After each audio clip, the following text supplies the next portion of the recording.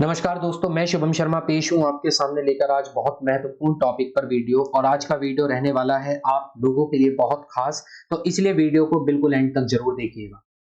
And तक देखनी है आपको ये पूरी वीडियो, क्योंकि ये आपके लिए बहुत बहुत इंपॉर्टेंट वीडियो रहने वाली है। देखिए, मैं इस सेक्शन को जो हम अब नया स्टार्ट कर रहे हैं, इडियम्स एंड फ्रेजेस, इस वाले पोर्शन को मैं 5 वीडियोस में डिवाइड करने वाला हूँ। 5 वीडियोस में डिवाइड करने वाला हूँ और हर एक वीडियो में आपको 20 इंपॉर्टेंट क्वेश्चंस देखने को मिलेंगे। ये जो 20 इंपॉर्टेंट क्वेश्चंस हैं टोटल, अगर आप इन 5 वीडियोस को कर लेंगे तो ये 100 इंपॉर्टेंट क्वेश्चंस हो जाएंगे। ये 100 के 100 इंपॉर्टेंट क्वेश्चंस वो हैं जो एसएससी ने बार बार रिपीट कर करके एग्जाम में पूछे। आप यकीन मानिए कि एक एक इडियम एंड फ्रेजेस 14-15 बार पूछा गया है। तो सोच लीजिए कि कितने इंपॉर्टेंट ये आपके लिए रहने वाले हैं। इसलिए बिल्कुल भी आप वीडियो को स्किप मत कीजिएगा, एंड तक बिल्कुल देखनी है। अगर नहीं देखेंगे तो यकीन मानिए नुकसान आपका है, क्योंकि मैं तो बना के अपलोड करूंगा ही करूंगा। तो इसलिए प्लीज लास्ट तक वीडियो देखिएगा। अच्छी लगती है तो दोस्तों के साथ शेयर कीजिएगा। और सीजीएल और सीएचएसएल में आपको यहीं से क्वेश्चन देखने को मिलेंगे, इस बात का भी मेरा दावा है।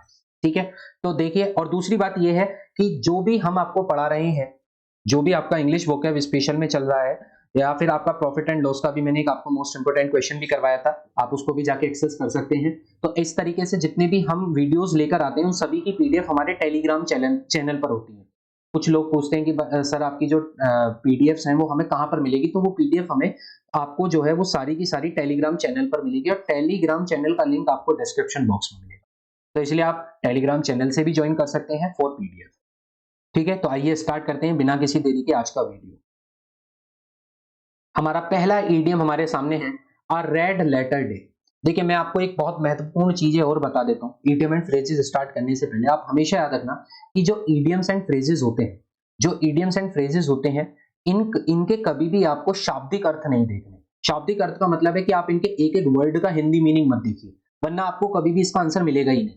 क्योंकि ये जो हमारे ईडीएम्स होते हैं, अगर आप जानेंगे तो देखिए, हिंदी में इन्हीं तो कहा जाता है मुहावरे या लोकोक्तियां। ठीक है, तो जो वो मुहावरे होते हैं, इन मुहावरों के क्या होते हैं भाई? छिपे हुए अर्थ होते हैं। क्या होते हैं? छिपे हुए अर्थ, यानी कि ऐसे अर्थ जिनका मीनिंग छुपा हुआ होगा, यानी कि उस मीनिंग को आपको समझना होगा। तो इनके हिडन मीनिंग होते हैं, और हिडन मीनिंग के लिए आपको उसको समझना पड़ता है। लेकिन यकीन मानिए कि जब मैं आपको पढ़ाऊंगा, यहाँ पर जब एक्सप्लेन करूंगा, तो मैं आपको इसी वीडियो के अंदर उसको याद भी करवा दूंगा, मेरा दावा है। ठीक है, इसलिए वीडियो को आप लास्ट तक जरूर देखिएगा।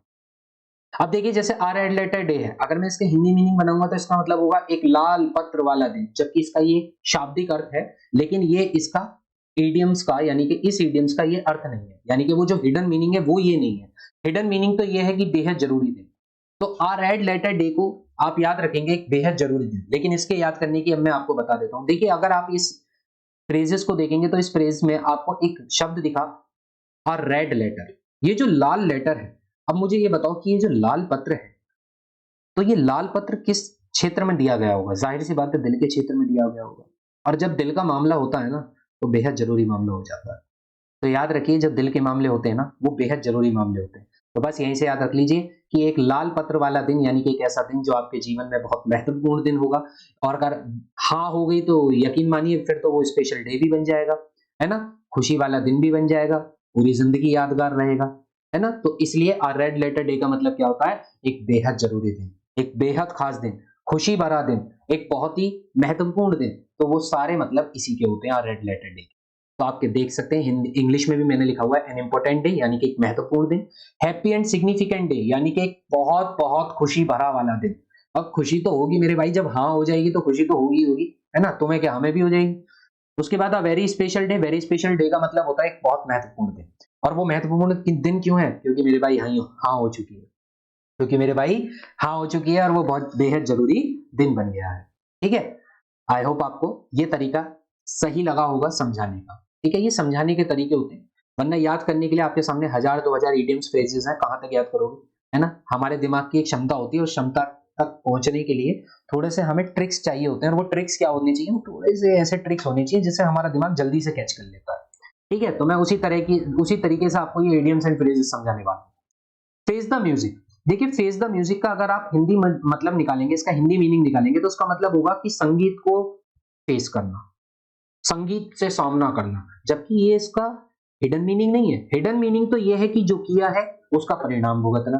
अब इसको कैसे याद रखेंगे? देखिए, फेस द म्यूजिक का मतलब क्या होता है कि एक व्यक्ति है जो बहुत ही बेसुरा गा रहा है, एक व्यक्ति है जो बहुत ही बेसुरा गा रहा है और सामने पब्लिक बैठी हुई है ना, वो यहाँ पे लगातार गा रहा है, वो नहीं है मैं हूँ जियान, है ना, वो जियान जो गाता था और यहाँ पब्लिक बैठी रहती थी। तो वो पब्लिक बैठी हुई है बेचारी, उस पब्लिक को क्या पता था यार इतने बेसुरा सिंगर भी मिल जाएगा। अब वो पब्लिक यहाँ पर बैठी हुई है, पब्लिक उसको सुन रही है। अब सुनने के बाद जब ये अपना गाना खत्म करता है, पब्लिक से पूछता है कि बताओ मैंने कैसा गाया, तो पब्लिक यहीं से चप्पल उठा के इसमें इतनी बजाती है, इतनी फेंक के मारती है। तो यहीं से आप याद कर लीजिए कि जो इसने ये गंदा गाना गाया था ना, अब उसका परिणाम इसको भुगतने को मिल गया। पब्लिक ने इसमें जूते, चप्पल, टमाटर सब फेंक के मारे। तो बस यहीं से याद कर लीजिए, फेस द म्यूजिक का मतलब क्या होता है कि जो आपने किया है उसका परिणाम भुगतना। जो आपने किया है उसका परिणाम भुगतना, यानी कि उस काम के लिए पनिश होना। गेट रेप्रीमेंडेड का मतलब होता है कि उस काम के लिए आपको निंदा सहनी पड़ेगी। निंदा, निंदा का मतलब होता है कि जब किसी काम को डिसअप्रूवल मिल जाए, डिसअप्रूवल का मतलब कि वो काम किसी को पसंद नहीं आएगा, तो आपको निंदा तो झेलनी पड़ेगी। ठीक है। एक्सेप्ट द ब्लेम, या अपनी गलती को मान लेना। भाई जाहिर सी बात है, अब तुमने गंदा गाना गाया तो मानना तो पड़ेगा कि तुमने गंदा गाया, तभी तो पब्लिक की तरफ से तुम्हें ये रिस्पॉन्स मिला है। तो इसलिए या तो पनिश होना, या आपकी निंदा करना, या ब्लेम को एक्सेप्ट करना। तो फेस द म्यूजिक का मतलब क्या होता है कि जो किया है वो परिणाम तो भुगतना पड़ेगा ही पड़ेगा। ठीक है, क्या होगा, परिणाम तो भुगतना ही पड़ेगा। तीसरे क्वेश्चन की तरफ चलते हैं, to smell a rat. To smell a rat का जो हिडन मीनिंग है वो यहां पर है दाल में कुछ काला होना। दाल में कुछ काला होना, यानी कि आपने देखा होगा कभी कभी क्या होता है कि जो हमारे मुंह मियां मिट्टू बनते हैं ना, जिन्हें अपना काम करवाना होता है, वो जब अपना काम बनवाएंगे ना तो आपकी इतनी बढ़ा चढ़ाकर तारीफ करेंगे, ओफो, उस वक्त ऐसा लगेगा आपको कि इस पूरे जमाने में सिर्फ वही एक व्यक्ति है जो आपको अच्छी तरीके से पहचाना है। लेकिन यकीन मानिए दाल में कुछ काला है, तभी वो आपकी इतनी तारीफ कर रहा है, वरना इतनी तारीफ और आज के जमाने में वो भी फ्री में मेरे भाई कहीं नहीं मिलती, है ना। तो इसका मतलब वो अगर आपकी बड़ा चढ़ाकर तारीफ कर रहा है, दैट मीन्स दाल में कुछ काला है। इसका मतलब कुछ धोखा होने वाला है, या फिर वो कुछ षड्यंत्र रच रहा है। ट्रिक का मतलब क्या होगा, ट्रिक का मतलब होगा कुछ षड्यंत्र है। डिसीट का मतलब क्या होगा कि कोई धोखे की तैयारी हो रही है ना, कोई धोखे की तैयारी हो रही है। डिसीट का मतलब धोखा होता है, ट्रिक का मतलब षड्यंत्र होता है। तो सस्पेक्ट अ डिसीट या फिर ट्रिक, यानी कि उस धोखे को, षड्यंत्र को पहचान लीजिए, क्योंकि दाल में कुछ काला है। वरना इतनी तारीफ, इतनी तो कभी घर वालों ने नहीं करी, है ना। अगले क्वेश्चन की तरफ आते हैं, आई स्नेक इन द ग्रास, यानी कि आस्तीन का सांप होना। अब इसका मतलब ये नहीं कि एक सांप जो घास में बैठा हुआ है, नहीं, मैंने बोला ना कि आपको इसके शब्दों के अर्थ पे नहीं जाना, इसके हिडन मीनिंग को देखना है। आई स्नेक इन द ग्रास, यानी कि ग्रास में एक सांप छुपा हुआ है। तो ग्रास में एक सांप छुपा हुआ है, इसका हिडन मीनिंग ये है कि आस्तीन का सांप होना, यानी कि गुप्त शत्रु। आप इसको ये भी कह सकते हैं, गुप्त शत्रु। एक ऐसा शत्रु, एक ऐसा दुश्मन जो दोस्त के भेष में होगा, यानी कि वो आपके साथ रहेगा, खाएगा, पिएगा, घूमेगा, सब कुछ आपके साथ करेगा, लेकिन अंदर ही अंदर आपका बुरा सोचता रहेगा। तो ऐसे व्यक्ति के लिए जिस शब्द का इस्तेमाल करते हैं वो होता है आस्तीन का सांप। तो उसके लिए हम हिंदी में तो आस्तीन का सांप बोलते हैं, और इंग्लिश में उस फ्रेज को बोला जाता है स्नेक इन द ग्रास। तो उसके लिए हम बोलते हैं स्नेक इन द ग्रास, यानी कि आस्तीन का सांप होना, यानी कि आ सीक्रेट एनिमी, एक गुप्त शत्रु, या फिर डिसीटफुल पर्सन, यानी कि धोखा देने वाला व्यक्ति। जाहिर सी बात है, जो गुप्त शत्रु है वो आपका कभी साथ तो नहीं देने वाला। और ये जो गुप्त शत्रु होते हैं ना, यकीन मानिए वास्तविक शत्रुओं से ज्यादा खतरनाक होते हैं ये गुप्त शत्रु, क्योंकि इन गुप्त शत्रुओं का हमें पता ही नहीं चलता कि ये हमारे दोस्त हैं या दुश्मन हैं, पता ही नहीं चलेगा। आपके साथ ऐसे रहेंगे जैसे कि इनसे ज्यादा आपसे दोस्ती किसी ने आज तक जीवन में करी ही नहीं, लेकिन अंदर ही अंदर घुटते रहेंगे, अंदर ही अंदर ईर्ष्या भाव रखेंगे, जलन रखेंगे। तो ऐसे लोगों से बच पाना बड़ा बेहद मुश्किल हो जाता है। तो इन आस्तीन के सांपों से बचना चाहिए, है ना, गुप्त शत्रुओं से हमेशा बचना चाहिए। कहते हैं कि शत्रु पाल लो, लेकिन गुप्त शत्रु कभी मत पालो, है ना। शत्रु उतना नुकसान नहीं करता जितना गुप्त शत्रु कर जाता। तो इसलिए इसके लिए शब्द इस्तेमाल होते हैं इंग्लिश में, जो वो है अ सीक्रेट एनिमी, यानी कि गुप्त शत्रु, या फिर डिसीटफुल पर्सन। डिसीट का मतलब अभी आपको बताया था धोखा, और डिसीटफुल का मतलब हो जाएगा धोखा देने वाला व्यक्ति। ठीक है, अगले क्वेश्चन की तरफ आते हैं, to turn a deaf ear, यानी कि कान पर जूना रेंगना। कान पर जूना रेंगने का मतलब होता है किसी बात को सुनकर अनसुनी कर देना, किसी बात को सुनकर अनसुनी कर देना। तो जब आप किसी बात को सुनकर अनसुनी कर देते हैं, तो उसके लिए हम जो फ्रेज इस्तेमाल करते हैं वो होता है to turn a deaf ear, यानी कि इसमें क्या होगा, इसमें ये होगा भाई आप, आपसे कोई बड़ा कुछ कह रहा है लेकिन आप उसको सुन नहीं रहे, सुनकर अनसुना कर रहे हो, तो इसका मतलब आप उसको डिसरिगार्ड कर रहे हो। क्या कर रहे हो, आप उसको डिसरिगार्ड कर रहे हो, यानी कि आप उसको इज्जत नहीं दे रहे हो।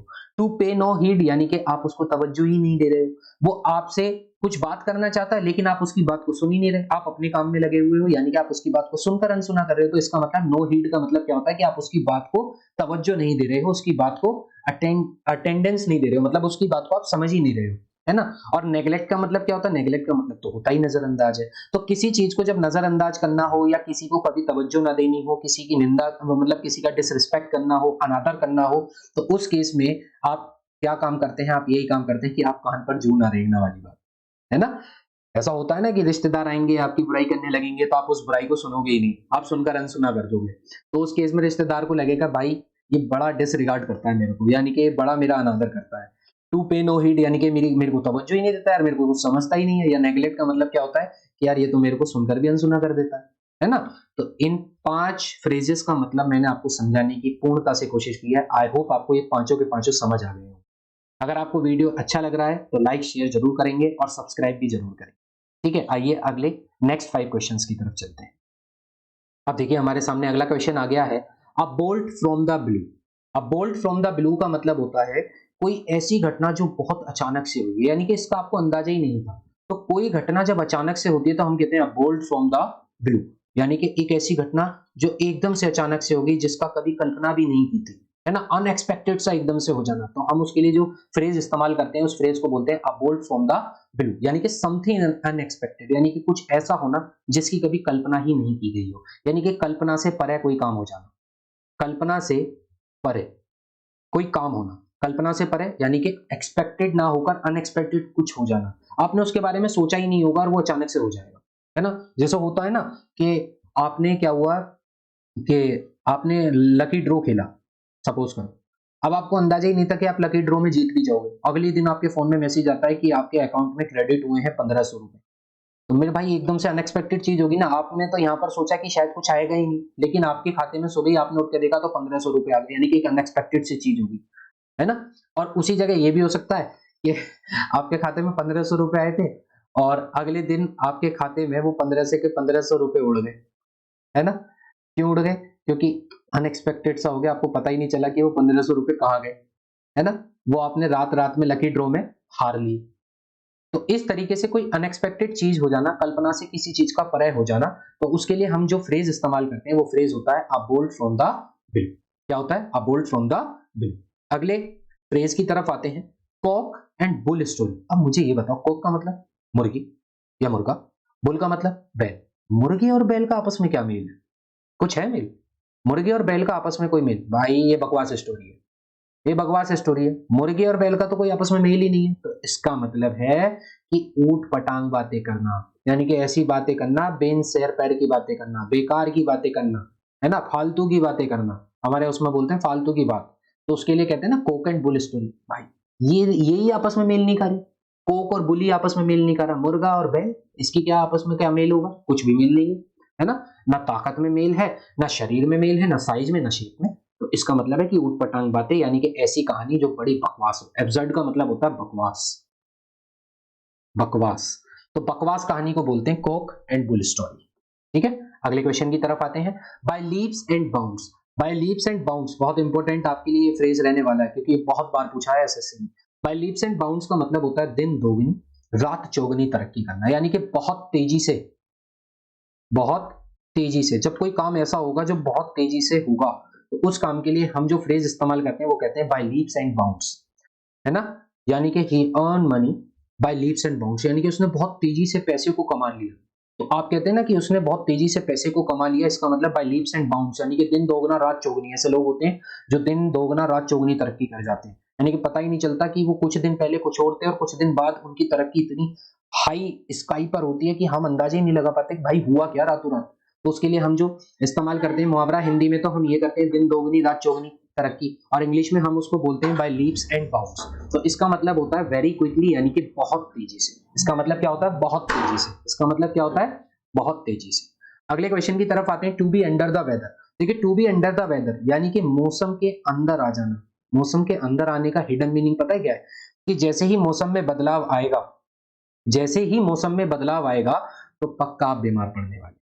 कहते हैं ना कि जब मौसम चेंज होता है तो वायरल चलने लगता है, है ना। जैसे अभी आप देख रहे हैं सर्दी के बाद गर्मी कितनी एकदम से बढ़ने लगी है, तो इसका मतलब क्या हो रहा है, इसका मतलब ये है कि वेदर चेंज हो रहा है। जब वेदर चेंज होता है तो इसका मतलब कि बीमारियां आनी स्टार्ट हो जाती है, वायरल स्टार्ट हो जाता है।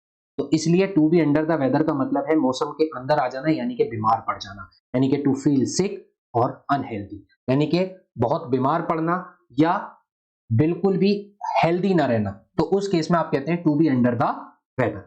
अगले क्वेश्चन की तरफ आते हैं। A hard nut to crack, यानी कि हार्ड नट टू क्रैक, यानी कि ऐसा कोई काम जो बेहद मुश्किल हो, ऐसा कोई काम जो बेहद मुश्किल हो करना, उसके लिए हम इस मुहावरे को इस्तेमाल करते हैं a hard nut to crack. A hard nut to crack, ठीक है। और अगर कोई काम बहुत ही आसान होगा तो आप उसके लिए कहते हैं easy to cake walk, easy to cake walk. अगर कोई काम बहुत आसान होता है तो उस आसान काम के लिए कहते हैं अरे ये तो मेरे बाएं हाथ का खेल है, तो उसके लिए आप कह देते हैं इजी टू केक वॉक, ये तो मेरे भाई बहुत बाएं हाथ का खेल है मेरा। और अगर कोई काम बेहद मुश्किल काम होता है तो उसके लिए आप कहते हैं हार्ड नट टू क्रैक, यानी कि बेहद मुश्किल काम है भाई, मेरे क्या तुम्हारे भी बस की नहीं है, किसी से भी नहीं होगा ये। तो इसका मतलब होता है डिफिकल्ट टास्क, यानी कि एक ऐसा टास्क जो बहुत बहुत बहुत मुश्किल है। ठीक है, आई होप आपको ये पांचों भी समझ आ गए होंगे। आइए नेक्स्ट फाइव की तरफ चलते हैं। हमारे पास अगला क्वेश्चन आ गया है, break the ice. Break the ice का मतलब होता है चुप्पी तोड़ना। चुप्पी तोड़ने का मतलब है एक कमरे में दो व्यक्ति बैठे हैं और बहुत देर से बैठे हैं, बहुत देर से बैठे, ना ये कुछ बोल रहा ना ये कुछ बोल रहा, है ना, बहुत देर हो गई इन्हें बैठे हुए। अब क्या होता है कि अब किसी एक को तो बोलना पड़ेगा मेरे भाई, अगर बातचीत स्टार्ट करनी है तो दोनों में से किसी एक को तो पहल करनी पड़ेगी।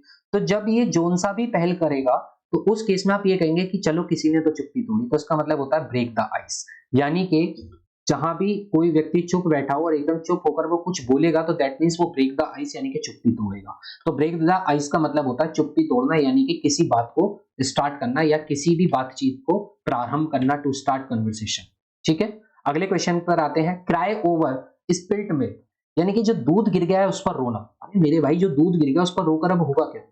अब जाहिर सी बात है गिरे हुए दूध को तो आप पिएंगे नहीं, तो इसका मतलब वो तो व्यर्थ में गया। तो दैट मीन्स यही इसका हिडन मीनिंग है।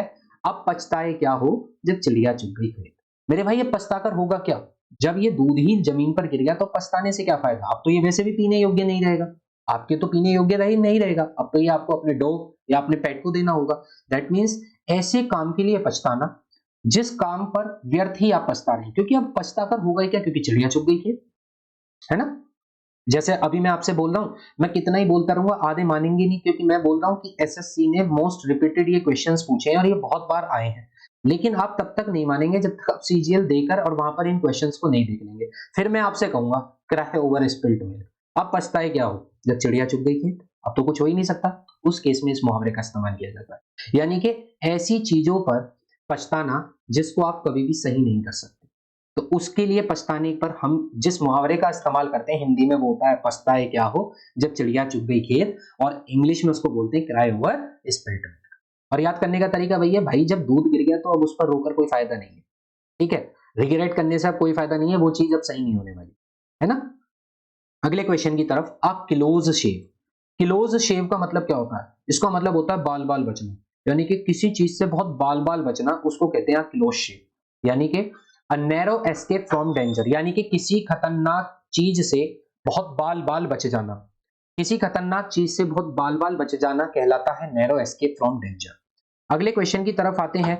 कॉल इट अ डे, सब कुछ छोड़ छाड़ कर वापस जाना, यानी कि कोई ऐसे व्यक्ति होते हैं ना जो सब कुछ छोड़ छाड़ कर वापस जाते हैं, यानी कि किसी छोड़ छाड़ कर वापस जाने का मतलब होता है कि वो किसी काम को बड़े उत्साह से स्टार्ट करेंगे, लेकिन जब नहीं होगा तो वो गिव अप कर देंगे, उस काम को करना बंद कर देंगे। तो उसके लिए शब्द इस्तेमाल होता है कॉल इट अ डे, या आप ये भी कह सकते हैं मोह माया त्याग देना, यानी कि संन्यास ले लेना।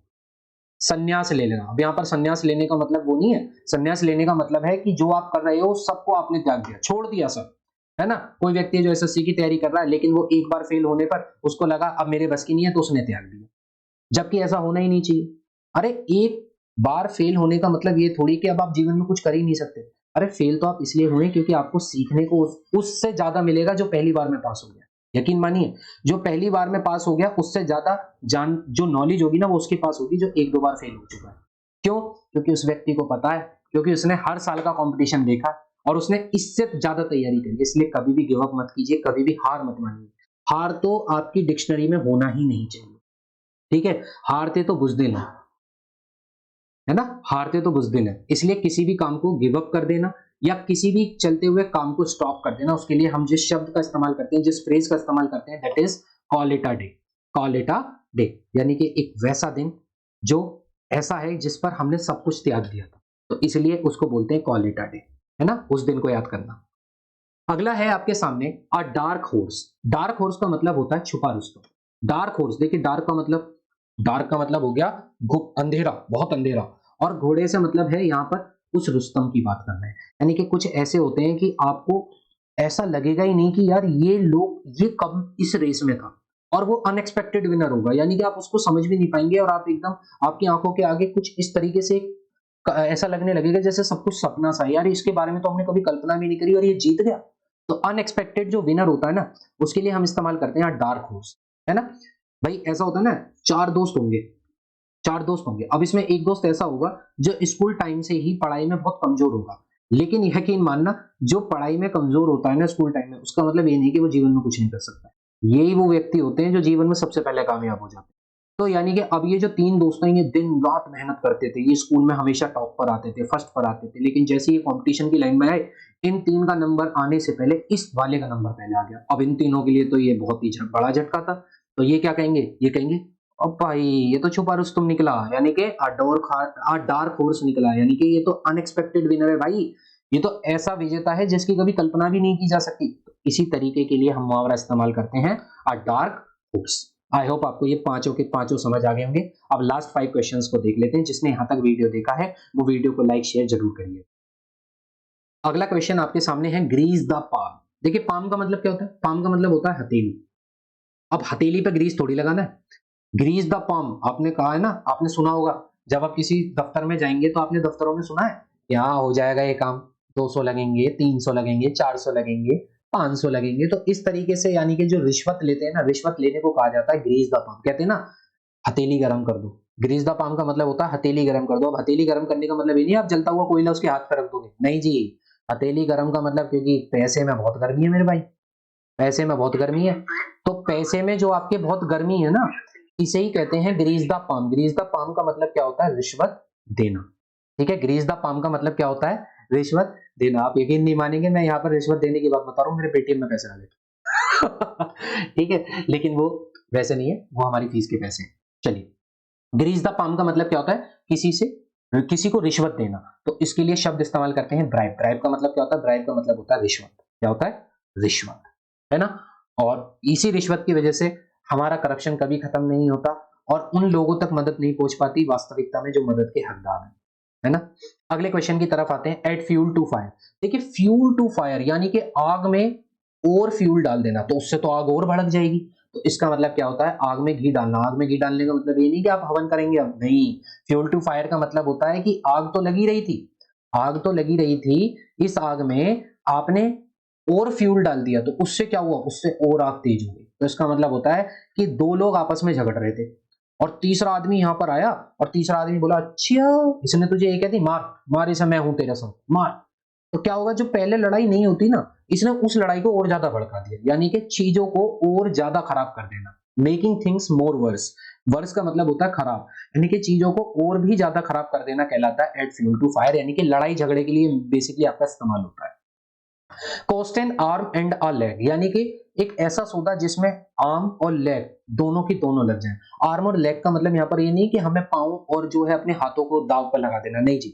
आर्म और लेग का मतलब होता है कि हाथों से भी मेहनत लगेगी और पैरों से भी मेहनत लगेगी, यानी कि एक ऐसी चीज जो बहुत महंगी, एक ऐसी चीज जो बहुत महंगी है, यानी कि हमारी उतनी सैलरी नहीं है, यानी कि हमारी उतनी चादर नहीं है, लेकिन हमें पैर उससे बाहर तक अगर निकालने पड़ जाए तो इसका मतलब बहुत ही महंगा सौदा हो गया। That means very expensive, that means very expensive, यानी कि बहुत महंगी चीज को कहा जाता है cost an arm and a leg, यानी कि इस चीज को खरीदने में बहुत बहुत बहुत ज्यादा हमें मेहनत करनी पड़ जाएगी। तो यानी कि हमें एड़ी चोटी तक का जोड़ लगाना पड़ जाए, कहते हैं ना एड़ी चोटी तक का जोड़ लगा देना, यानी कि बहुत महंगे सौदे को आप करने जा रहे हैं।